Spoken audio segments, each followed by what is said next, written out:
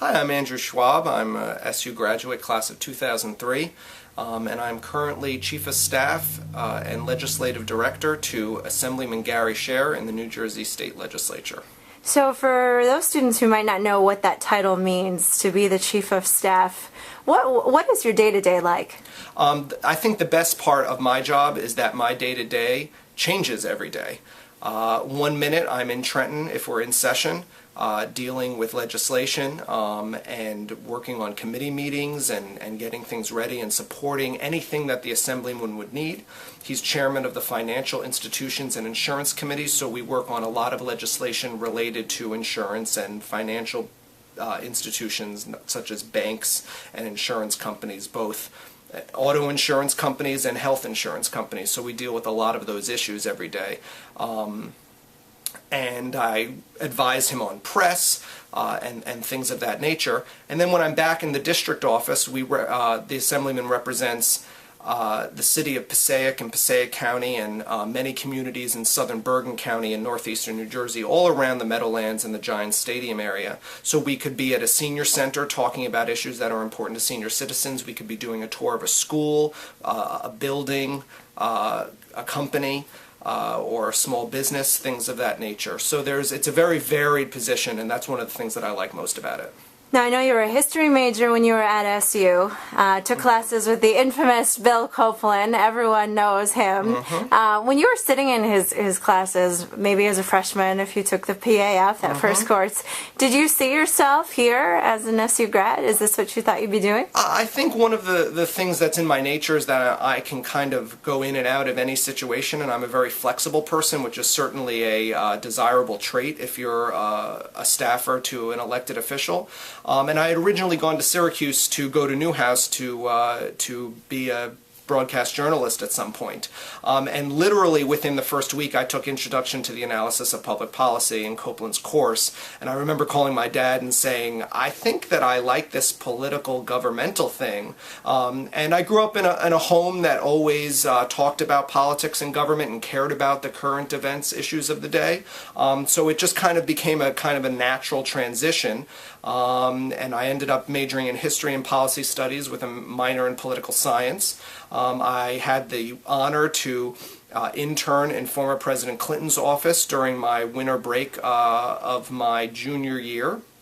And then when I got out of college, I, through various networking relationships that I had created, ended up working in U.S. Senator John Corzine's office before he ran for governor as deputy press secretary. Then when he ran for governor, I decided to transition into the state legislature, and again through networking met the gentleman for whom I work, and I've been with him since he was elected in 2005 and assumed office in 2006.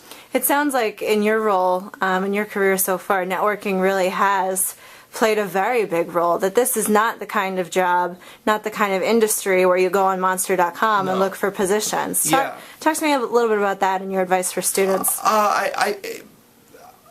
When you work for an elected official, you're going to meet lots of people, and people who want to meet and talk with and discuss the issues of the day and things that they see, whether it's a constituent who the Assemblyman represents, or a company or a nonprofit that delivers services to residents of New Jersey. You're going to meet a lot of people. And I think that that's certainly an advantage to working for an elected official, is that you meet a lot of people and you get to be a relationship manager. You get to put together coalitions and stakeholders who are involved in the legislation that you're developing, and you get to really foster relationships with people, and that's something that I think that I bring to the table, and that anybody who works for an elected official needs to have as a key tenet of who they are, is that their ability to maintain and grow relationships, and that's a good ability that anybody should have if you're going into the work world. So the Andrew of the year 99-2000 saw himself as being a broadcast journalist, and now you have the position you do now. When you look into your crystal ball for 10 years later, well, what do you see yourself doing? What's next? Certainly, as the gentleman for whom I work now grows in his role in the legislature. 5 years ago he was just a freshman member of the Assembly, and now he's chairman of a pretty busy and complex committee. As he grows, I hope to follow him in his elected roles.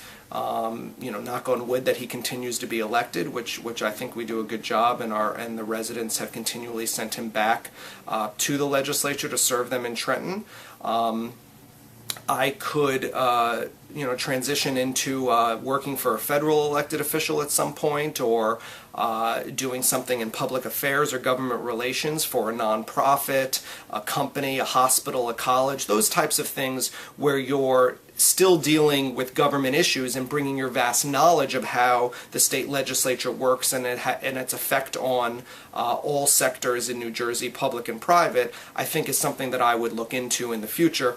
But right now I'm very happy with where I am and for the gentleman that I work for. Perhaps Congressman Schwab one day, shall we say? I used to think that running for elected office was something that I definitely wanted to do. Yeah. Obviously, working for an elected official right now, it's not an option.